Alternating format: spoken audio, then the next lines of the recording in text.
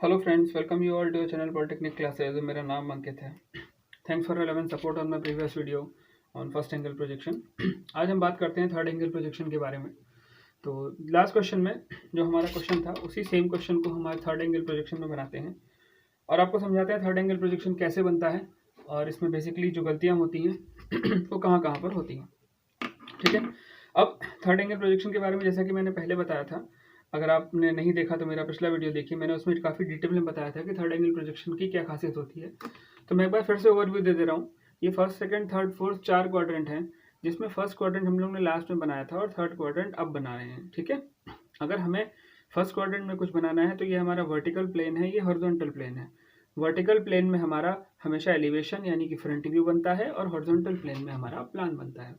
तो first view के अंदर हमने जब बनाया था तो हमारा एलिवेशन ऊपर की तरफ था फ्रंट व्यू ऊपर की तरफ था और प्लान नीचे की तरफ था। थर्ड क्वाड्रेंट में क्या होगा, हमारा जो ये हमारा हॉरिजॉन्टल है। ठीक है, ये हॉरिजॉन्टल है।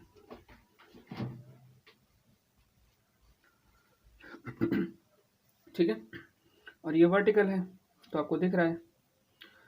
अब हॉरिजॉन्टल और वर्टिकल में इस पर आपका प्लान बनेगा, इस पर आपका एलिवेशन बनेगा। अब क्योंकि मैंने बताया था ये 90 डिग्री रोटेट हो जाते हैं, तो इसलिए आपका हॉरिजॉन्टल रोटेट होकर ऊपर चला जाएगा। तो थर्ड एंगल प्रोजेक्शन के अंदर आपका एच ऊपर हो जाएगा और वी नीचे हो जाएगा, यानी कि एच मतलब हॉरिजॉन्टल प्लेन और वी मतलब वर्टिकल प्लेन। ठीक है। बनाना स्टार्ट करते हैं। तो इस ड्राइंग में सबसे पहली चीज़ ध्यान रखते हैं कि वर्टिकल प्लेन में आपका एलिवेशन बनता है। ठीक है। अब वर्टिकल प्लेन में एलिवेशन बनता है, इसके लिए आपको शुरुआत करना पड़ेगा इसके फ्रंट व्यू यानी कि एलिवेशन से। जैसा कि आप फिगर भी देख पा रहे होंगे अपनी स्क्रीन पर, तो फिगर में इसका फ्रंट व्यू क्या है फ्रंट व्यू इस तरफ से है, मेरा पेन की डायरेक्शन जो है इधर से इसका फ्रंट व्यू है। तो हम बनाना हमेशा फ्रंट व्यू से स्टार्ट करते हैं। और थर्ड एंगल और फर्स्ट एंगल में एक डिफरेंस और मैंने बताया था कि थर्ड एंगल में राइट और लेफ्ट जो व्यूज़ होते हैं वो फ्रंट व्यू के राइट का राइट में बनता है, लेफ्ट का लेफ्ट में बनता है। ठीक है। तो स्टार्टिंग हम करते हैं फ्रंट व्यू से। फ्रंट व्यू में आपको एक डायमेंशन 36 और एक डायमेंशन 40 दे रखी है। ठीक है, तो 36 और 40 बना लेते हैं सीधा सीधा। ये 36 और ये हो गया 40। ठीक है। इसके बाद यहाँ पर एक एल शेप का फिगर है जिसमें उसकी थिकनेस 10 है और डेप्थ 12 है। ठीक है, ये डेप्थ 12 आपको फिगर में दिख रहा होगा, 10 और 12। ठीक है, तो सिंपली इसको बस यहाँ से 10 mm या फिर 1 सेंटीमीटर आगे बढ़ा ले। ठीक है, तो 12 mm नीचे कर ले, फिर 1 सेंटीमीटर आगे, फिर 12 mm नीचे, और जो लास्ट वाला है वो ये वाला ये 20 mm का है। ठीक है, तो ये 20 mm हमने यहाँ तक बना लिया। ठीक है, ये आपका साइड व्यू बन गया, बिल्कुल एकदम फेस पर आपकी जो चीज़ दिख रही है वो बन गई। ठीक है, अब हमें इसमें कुछ चीज़ें और देखनी है। जैसे कि अब अगर आप इस फिगर में देखें तो आपको जो फ्रंट व्यू दिख रहा है उस फ्रंट व्यू में कुछ चीज़ें ऐसी हैं जो आपको सीधे सामने नहीं दिखेंगी। जैसे कि ये वाली जो एज है, ये फेस जो है जिस फेस पर मेरा पेन चल रहा है, ये फेस इससे थोड़ा पीछे है, बट आप जब फ्रंट व्यू में देखेंगे तो आपको ये दिखाई देगा। ये कैसे दिखाई देगा, ये आपको एक सिंगल लाइन की तरह दिखाई देगा। ठीक है। तो सिंगल लाइन के लिए हम क्या करेंगे, उस सिंगल लाइन में ये जो एज है इसकी ऊपर वाली, ये वाली एज आपको दिखाई देगी। ठीक है, तो इस एज को कुछ नहीं, अब इस एज की टोटल थिकनेस क्या होगी इस पॉइंट से लेके इस पॉइंट तक, तो ये इससे तो बाहर नहीं जा रहा है, तो इसको आपको बस इस वाली एज के बराबर लाके मिला देना है।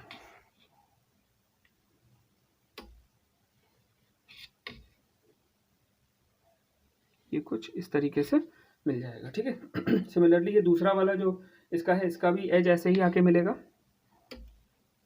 मैंने आपको बताया था ये सीढ़ी की तरह का एक स्ट्रक्चर है जिसमें आपको सीढ़ी जैसा कुछ दिखता है। तो ये वो है। ठीक है, ये आपका बन गया फ्रंट व्यू। ठीक, इसको बनाने के बाद आप इसके नीचे इसका नाम लिख देंगे।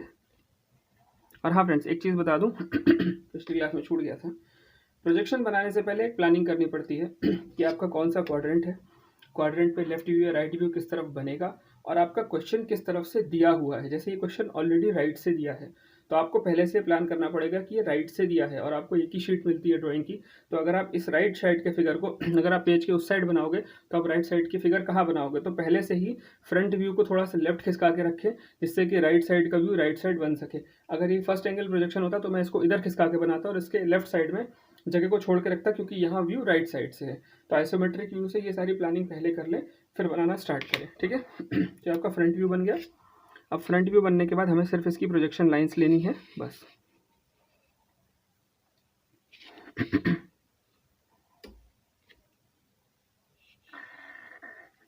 ये कुछ इस तरीके से प्रोजेक्शन लाइंस लेंगे हम इसकी।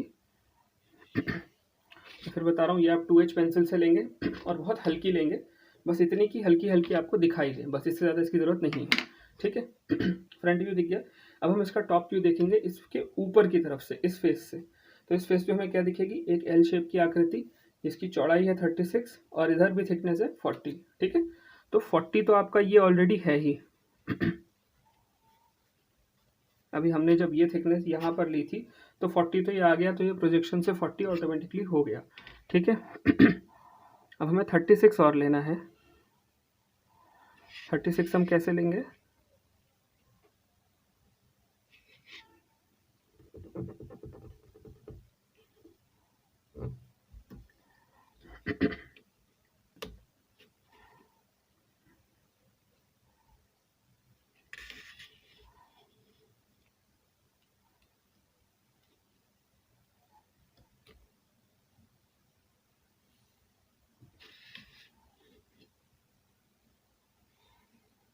ठीक है। ये आपकी थिकनेस हो गई, ठीक है। अब मैं इन लाइंस को रब कर देता हूँ। आप तो खैर इसको पेंसिल से बनाएंगे तो ये दिक्कत नहीं होगी। मैं इनको रब करके आपको दिखा देता हूँ। इसको मैं रेड कलर के मार्कर से, क्योंकि ये आउटर लाइन है, ये भी हमारी ऑब्जेक्ट का लेआउट है, इसलिए हमें इसको रेड कलर से मार्क करना पड़ेगा कुछ इस तरीके से, ठीक है। ये आपके टॉप व्यू का आउटर लाइन बन गई। अब हमें क्या करना है, अब हमें देखना है ये 36 है, ये 40 है, ठीक है। तो 36 वाला फेस और 36 पे कितना अंदर है, 10, इधर से है 12। तो यहाँ से आप 12 नीचे आएंगे, यहाँ से 10 आएंगे, जहाँ पे दोनों इंटरसेक्शन होगा उस पॉइंट तक आपको ये एल शेप की फिगर बनानी है, ठीक है। तो ये 10 वाला हो गया।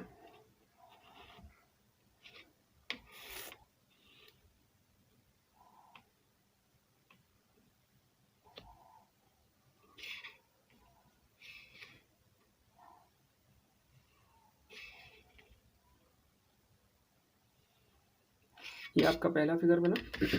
इसके बाद अगली सीढ़ी जो है वो भी 10 और 12 की है। तो आप यहाँ से फिर 1 सेंटीमीटर आगे बढ़ेंगे और इधर से 1.2 लेंगे, यानी कि 12 mm।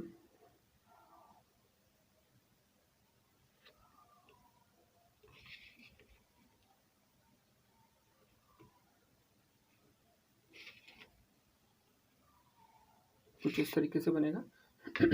ये आपका पूरा टॉप व्यू बन गया। देखिए पहला फेस ये वाला बना, ये आपका ये पहला वाला बना, ये दूसरा फेस बना और ये तीसरा जो सबसे नीचे है। टॉप व्यू में आपको कोई भी हाइट नहीं दिखती, सिर्फ लंबाई और चौड़ाई दिखती, तो वो दोनों मैंने इसकी बना दी, ठीक है। ये आपका एक हो गया। दो आपके बन गए, फ्रंट व्यू और टॉप व्यू, ठीक है। अब हमें इसका साइड व्यू बनाना है। साइड व्यू के लिए मैंने आपको बताया था, साइड व्यू के लिए आपको 45 डिग्री के एंगल पे से लेना पड़ेगा कि किस साइड आपको इसका व्यू बनाना है। हमें इसका व्यू ये राइट हैंड साइड से दिया है, तो हमें इसका व्यू राइट हैंड साइड पर ही रखना है, ठीक है। अब राइट हैंड साइड पर व्यू रखने के लिए क्या करेंगे, पहली बात तो ये कि व्यू साइड व्यू हमेशा फ्रंट व्यू के बगल में बनता है, मतलब फ्रंट व्यू के लेफ्ट या राइट बनेगा, टॉप से नहीं बनेगा, ठीक है। तो अब इस टॉप व्यू से 45 डिग्री में प्रोजेक्शन लाइंस डाल लीजिए। पहले मैं एक वर्टिकल लाइन खींच लेता हूँ, जिससे कि मैं इसको इक्वली डिवाइड कर सकूँ।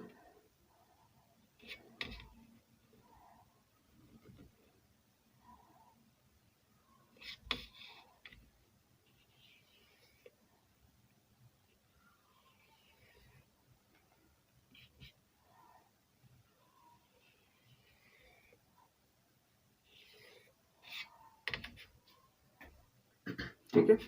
अब यहाँ से मैं इसको 45 डिग्री पर रोटेट करता हूँ।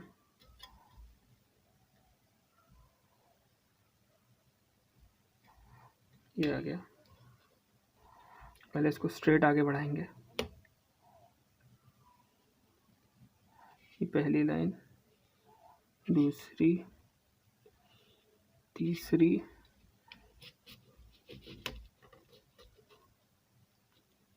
और यहाँ से ये चौथी, ठीक है। अब यहाँ से इसको 45 डिग्री पे रोटेट कर लेंगे और इन प्रोजेक्शन लाइंस को नीचे की तरफ लेके आएंगे कुछ इस तरीके से।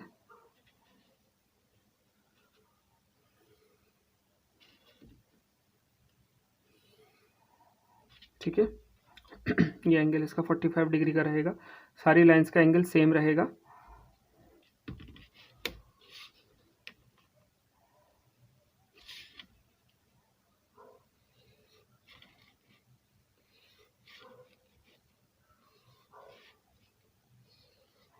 ये कुछ इस तरीके से बन जाएगा।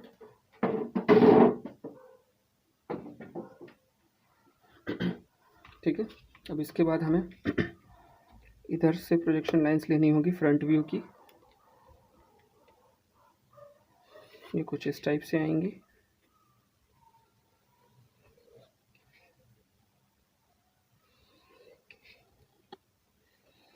ठीक है, अब देखिए इसमें होता क्या है कि जब साइड व्यू आप बनाने जाते हैं तो फिगर थोड़ी सी कॉम्प्लेक्स हो जाती है, समझने में दिक्कत होती है। ठीक है, तो आप इस फिगर पर ध्यान देने के बजाय आइसोमेट्रिक व्यू को देखिए। आइसोमेट्रिक व्यू में क्या दे रखा है, एक height 12, width 12, height 12, width 12, height 12, width 12। ठीक है, तो ये जो आपकी थिकनेस है, ये जो आपकी हाइट है, इन दोनों में आपको पता है पहली 12, फिर इधर 12, फिर 12, फिर 12, ऐसे करके आपका एक जिगजैग शेप का बनेगा। ठीक है, मैं इसको आपको रब करके भी बना के दिखा दे रहा हूँ। ये सारी लाइंस ब्लैक हो जाएंगी तो इजीली दिखेगा नहीं, मैं इनको अलग अलग से मार्क करके सारी लाइंस को दिखा दे रहा हूँ कि ये कहाँ से कहाँ तक बनेंगी। ये पहली आपकी 12 ये हाइट आएगी, ऑलरेडी वो आइसोमेट्रिक प्रोजेक्शन हाइट उसकी यहाँ से डिफाइन हो रही है, तो आपको सिर्फ लाइन से लाइंस को मिलाना है, मेज़र करने की ज़रूरत नहीं है। जो डायमेंशन है अब सिर्फ वही आएगी।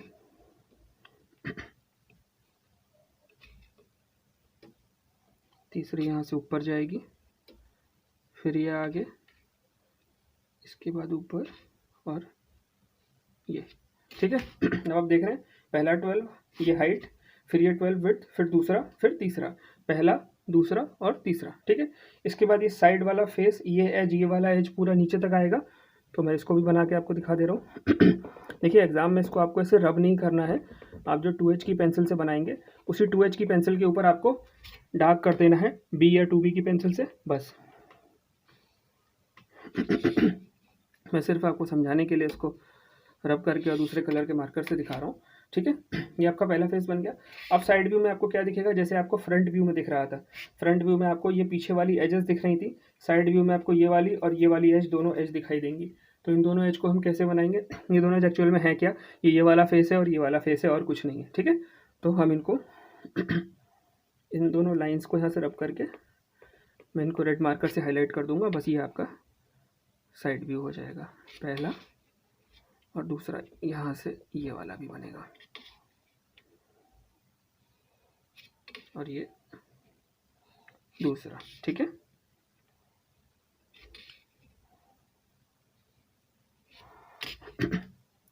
ठीक है फ्रेंड्स, ये आपका हो गया। अब इसकी मार्किंग्स हम लोग कर लेते हैं, डायमेंशन क्या क्या है। नीचे यहाँ 40 था, ये वाला